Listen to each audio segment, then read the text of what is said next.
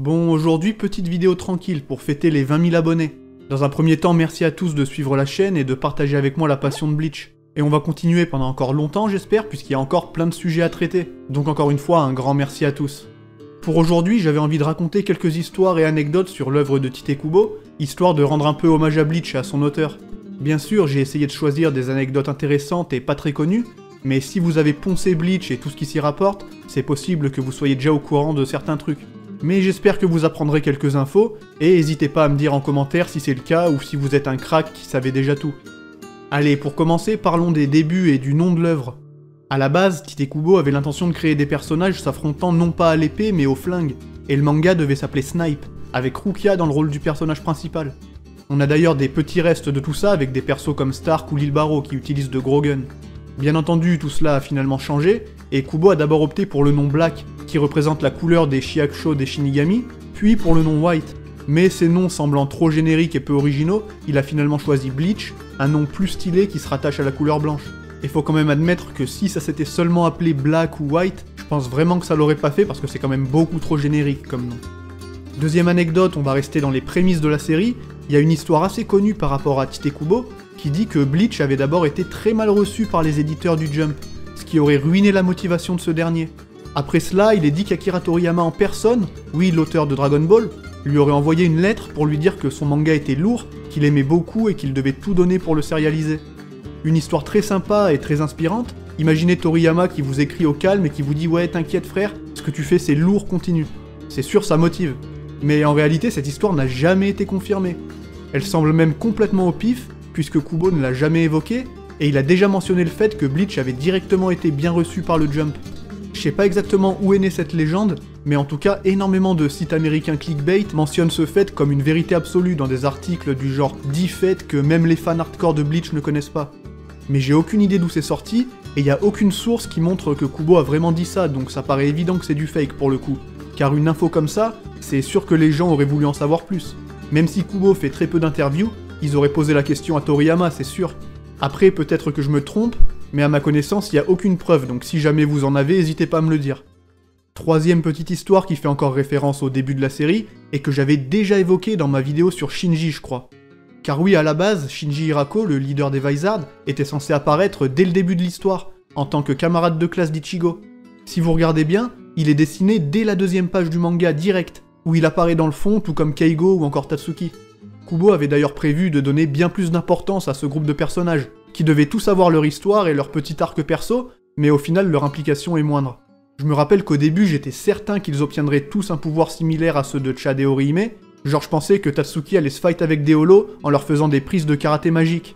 Mais finalement Kubo a dû se concentrer sur les Shinigami et a plus ou moins abandonné ses personnages. On arrive donc sur la quatrième histoire et cette fois on va parler musique. Si vous l'ignorez, Tite Kubo est un grand fan de musique en tout genre, mais je pense que c'est évident pour beaucoup, car en effet de nombreux titres de chapitres ou autres font directement référence à des chansons ou des albums existant dans la vraie vie, en particulier des morceaux rock. Il y a par exemple le chapitre 64 qui s'appelle Back in Black, comme la chanson d'ACDC, ou encore le titre du film 3 Fade to Black, le même titre qu'un morceau bien connu du groupe Metallica. Il y en a une autre que j'aime bien même si je suis pas sûr pour le coup, c'est le titre du chapitre 668, Bigger, Faster, Stronger, qui me fait penser au son de Daft Punk, Harder, Better, Faster, Stronger. On sait aussi que quand il écrit, Kubo adore écouter ses groupes de rock préférés en fond, et tous les personnages de Bleach ont une chanson qui fait office de thème de perso. Pour Orihime, c'est d'ailleurs une chanson française, appelée T'en va pas et chantée par Elsa, si jamais vous voulez écouter, perso j'ai tenu 20 secondes. Et pour finir avec la musique, on peut se dire que Kubo est probablement très fan du groupe Radiohead, puisqu'en plus des références qu'il y a dans Bleach, comme par exemple la chanson dédiée à Uryu, qui est un titre chanté par ce groupe, on peut aussi évoquer Burn the Witch, son dernier manga. Le titre Burn the Witch fait référence encore une fois à une chanson de Radiohead. Et oui, je sais, ça c'est des infos d'une importance capitale. Bon allez, après la musique, parlons de mode, puisque si vous ne le saviez pas, Kubo aime beaucoup ça. Dans Bleach, les personnages du monde réel sont souvent représentés avec des habits différents, un truc que j'aime beaucoup d'ailleurs parce que dans la plupart des shonen neketsu, les persos ont toujours les mêmes vêtements tous les jours, là ça change un peu et c'est stylé je trouve. Mais attention, je dis pas que Bleach est le seul manga à faire ça par contre. Du coup, tous les habits que vous voyez dans le manga, pendant les chapitres et surtout sur les pleines pages qui séparent ces derniers, c'est des vêtements que Kubo aimerait porter mais qui d'après lui n'existent pas. Bon après, autant des fois il propose des trucs stylés, genre là je valide complètement, mais par contre sur cette planche il s'est laissé aller. C'est quoi ces espèces de mocassins à crampons dégueulasses là? En tout cas, ce genre de page, je trouve ça sublime, c'est vraiment un plaisir. Et dédicace à ceux qui ont les moyens de se payer le Jet Art Book, la pièce maîtresse des fans de Bleach, avec les meilleurs artworks du monde à l'intérieur. N'hésitez pas à vous abonner et à liker la vidéo pour que je puisse l'acheter un jour, et merci à tous bien sûr. Allez, on a encore 2 petits facts à évoquer, et on va commencer par une petite histoire émouvante qui est assez connue pour ceux qui s'intéressent en profondeur à Bleach et ce qu'il y a autour. Vous le savez, Kubo a reçu pas mal de messages haineux pendant la prépublication, surtout à l'époque de la fin de l'arc Arrancar et du lancement de l'arc Fullbring. En plus de ça, il était comme pas mal de mangaka, sujet à des soucis de santé dû à un rythme de travail trop intense. Il explique par exemple qu'il chopait des gros rhumes à répétition et qu'il restait genre super longtemps, ce qui, vous imaginez, est extrêmement chiant, surtout quand on doit bosser d'arrache-pied tous les jours. À un moment donné, il était même pas sûr de pouvoir terminer le manga, et c'est d'ailleurs l'une des causes du rush de l'arc final. Mais parmi toutes ces lettres de fans, il n'y avait évidemment pas que du négatif, au contraire, et un jour il a reçu une lettre très particulière. Cette lettre était écrite par un jeune garçon à qui on avait diagnostiqué une maladie incurable, et qui n'avait plus que 18 mois d'espérance de vie. Le jeune homme, forcément dépité par sa condition, était donc déprimé, obligé de passer tout son temps à l'hôpital. C'est à ce moment-là qu'il s'est mis à lire Bleach, et il est tombé amoureux du manga, qui l'a énormément aidé à tenir mentalement. Il a donc décidé de rédiger une lettre à l'attention de Kubo Sensei, lettre qu'il n'a souhaité voir transmise qu'après son décès. Dans la lettre, il raconte au maître son histoire, et comment Bleach l'a aidé à faire face. Mais en plus de ça, il l'implore de terminer le manga, et surtout de le faire de la façon dont il le souhaite. D'après Kubo, cette lettre est ce qui l'a motivé à tout donner pour terminer son manga, sans quoi il aurait bien pu abandonner en cours de route. Il a d'ailleurs répondu à cette lettre par une mini-bande dessinée, qui relate l'histoire, et qu'il a postée sur Twitter, en faisant appel à ses fans japonais dans le but d'avoir plus d'informations sur ce jeune homme et sa famille, car la lettre ne mentionnait ni le nom ni l'adresse de l'expéditeur.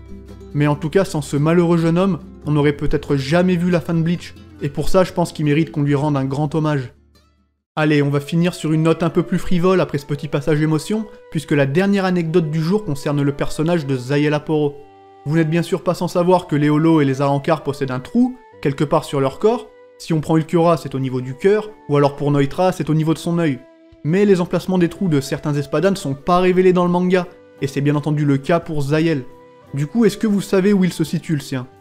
C'est en fait révélé dans le Character Book 3, dans un tout petit coin d'une page qui n'est même pas en rapport direct avec lui. Dans ce petit coin de page, tous les emplacements des trous de l'espada sont listés. Et cette phrase est vraiment bizarre à dire, mais quoi qu'il en soit, on apprend que celui de Zahel se trouve en fait sur son gland. Et je ne fais bien sûr pas référence à ce fruit délicieux dont raffolent les écureuils. Je parle de l'autre gland, au niveau de l'organe génital. Et ça fait sens avec le personnage, mais on va commencer à se calmer puisque sinon j'aurai plus rien à dire sur la vidéo qu'on va dédier à l'espada numéro 8, qui sortira un jour. En tout cas, j'espère que vous êtes contents de savoir ça, comme ça vous pourrez vous la péter quand vous parlez de Bleach en évoquant des histoires incroyables que beaucoup ignorent. Enfin, j'espère. Sinon cette vidéo sert à rien, auquel cas n'hésitez pas à me le dire en commentaire, c'est toujours un grand plaisir. Allez, c'est tout pour aujourd'hui, plus sérieusement j'espère que ça vous aura plu, et si vous voulez plus de vidéos de ce genre, n'hésitez pas à me le faire savoir. C'était une petite vidéo sans prétention pour vous remercier. 20 000 abonnés, c'est un chiffre que j'aurais jamais pensé atteindre en parlant de Bleach tranquillement, 100% à base de passion, mais vous êtes là et c'est quand même beau, donc merci à tous. Et c'est sur ces sages paroles que je vous dis vive Bleach, et à la prochaine tout simplement.